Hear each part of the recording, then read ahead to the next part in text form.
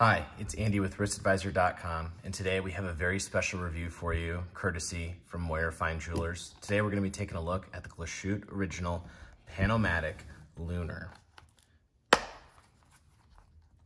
So a little bit about Glashutte is they are a very old established brand out of Germany. It was established in 1845, which is about 175 years ago, and oddly enough, it was originated the same time as its closest competitor, German competitor, which is Lange. One of the things that you may also not know about Glashutte is that they produce their watches in very, very, very small quantities. So no matter how popular one collection is over another, if it's the PanoMatic, if it's the Senator, they're only producing a few hundred of each reference within their lineup. So very exclusive watches. I was lucky enough, like I said, to get hands-on with this, courtesy of Moyer Fine Jewelers. They had a rose gold, and they had another stainless steel with the black dial. Personally, I love this galvanized silver dial. I've had my eye on this watch for a long time, thinking about picking one up actually. But first, I wanted to really dive deep on this watch and get to know it in a much more intimate and personal way. I've had this watch in my possession for 3 days now, and I keep taking it out of the box and looking at it, and I'm just really amazed with the craftsmanship, the elegance, and the beauty of this. I've seen other videos on YouTube that have talked about how the camera does not pick up what you see in person, and that is completely true. I've tried to get some additional lighting in here so you can see how this dial interacts with a brighter light. There's some videos that I've seen that haven't done that justice, so hopefully this one is doing the trick for you. So first thoughts on this. Like I said, the dial is just absolutely amazing. That galvanized silver, it has this glitter and gleam to it. When I was researching this watch, I found out that there's over 40 different applications that are done to make this dial the way it is. And it's absolutely incredible. The craftsmanship is just really, really standing out to me right now. You can see where you get the hour, minute, and the second. You have, let me see if I can pick it up, that vinyl textured look to it. Very, very, very amazing. One thing that stands out is we have a lunar moon phase right here, and there's a pin that comes in the box that you can use to be able to adjust that, so you can see on your wrist at any time what phase the moon is in, which I think that's really cool. Moon phase is kind of a complication that we don't see very often. I think it's honestly hard to execute, but if you can do it right, I mean, and we're gonna talk about some competitors of this watch here in a second, that if you can execute it right, you've got a home run. So let's put this watch on the wrist so you can see how it looks. I have a 6.5-inch wrist, and as you can see, it fits great on here.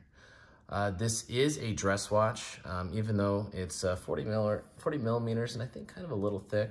It's definitely not sporty, but I wouldn't be afraid to wear it in a polo, or even if it was like a nice t-shirt and jeans. I think this watch can be really versatile because of the dial color, which really attracts me to it. The date on here is just, it's so unique. You don't see this in a lot of watches. You see it in a lot of German watches, but the date on here is just so big, so clean, and I just love the execution of it. Let me show you what it looks like when you change the date on here. Let me pull the crown out. There we go.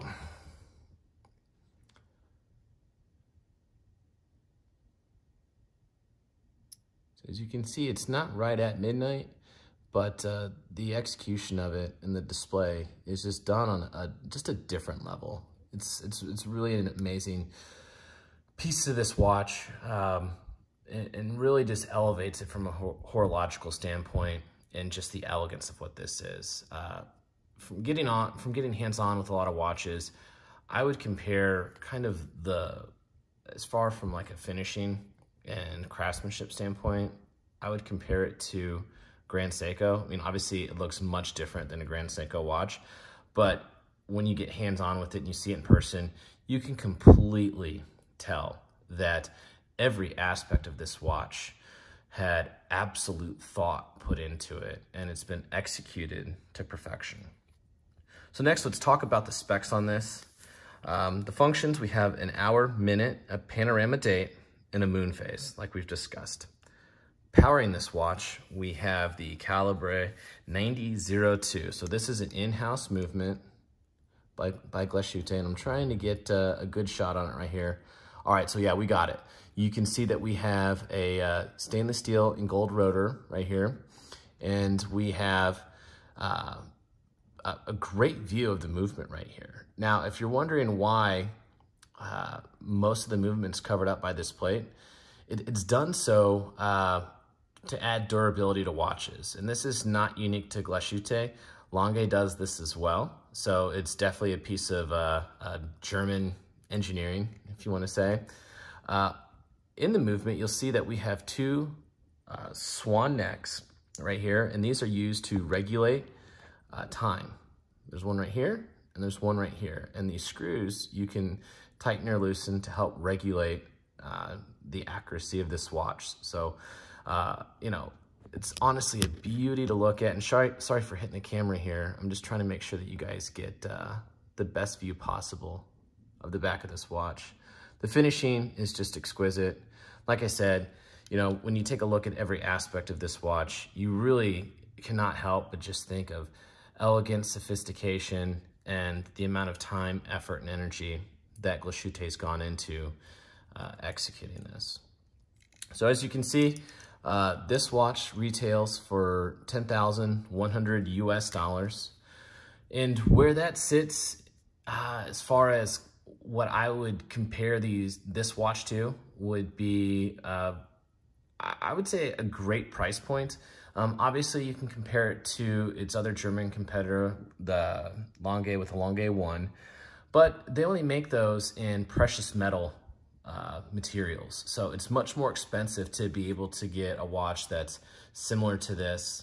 I would say the closest competitor in stainless steel would be the JLC Master Ultra Thin Moon Phase. I've gotten hands-on with that watch too, and that dial is really similar to the one that, I mean, the dial color is really similar to the one that we see on this. Obviously, that one has more of a traditional look. It doesn't have the hour, minute, and second kind of off on its own, and it has the moon phase at the 6 o'clock position. But I would put those two on par with each other, and the JLC goes for $1,000 more, so it retails at $11,100. So great price point for this watch. If you did want to get it in a precious metal version, the price jumps all the way up to $2,100 US. All right, so two things to talk about left. One, the ideal buyer. I think that the ideal buyer for this is someone that is looking for a dress watch that already has other established watches in their collection. I don't think that this is a one watch collection watch. It's very unique. It is very dressy, but something that you can pull out for a special occasion and just really love wearing it.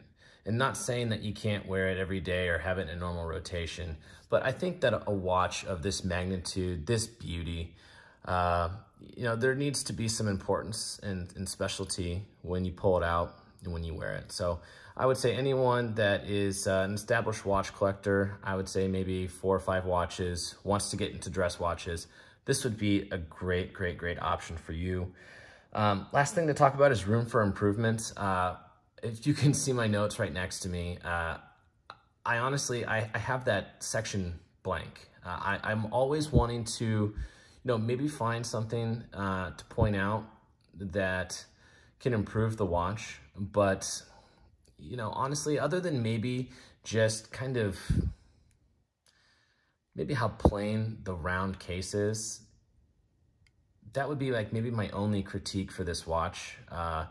You know, sometimes, you know, I'd like to see maybe a little bit more curvature with this, maybe a little bit more design on the sides. But, you know, part of this design adds to the elegance of this watch. It's a simple case design.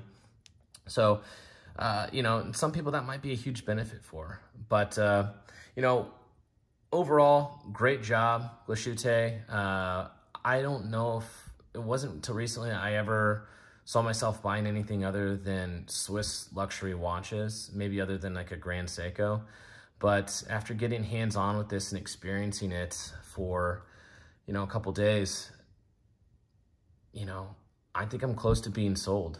If you guys have a Glashutte authorized dealer in your area, I would highly recommend just going into the store and just taking a look at it, try it on. Expose yourself to different watch brands. You know, I myself is guilty for this. Is, you know, I get caught up in Rolex, I get caught up in Omega, and sometimes some of these other niche kind of like horological brands get lost in the shuffle. And this is really where fine watchmaking is happening. So again, overall, great job, Glashutte. Thanks to Moyer Fine Jeweler for letting us get hands-on with this watch for a few days. And if you guys like this video, subscribe to the channel, like the video. It really does help. And then we'll get you some more hands-on wrist review videos. Thanks for joining us and have a great day.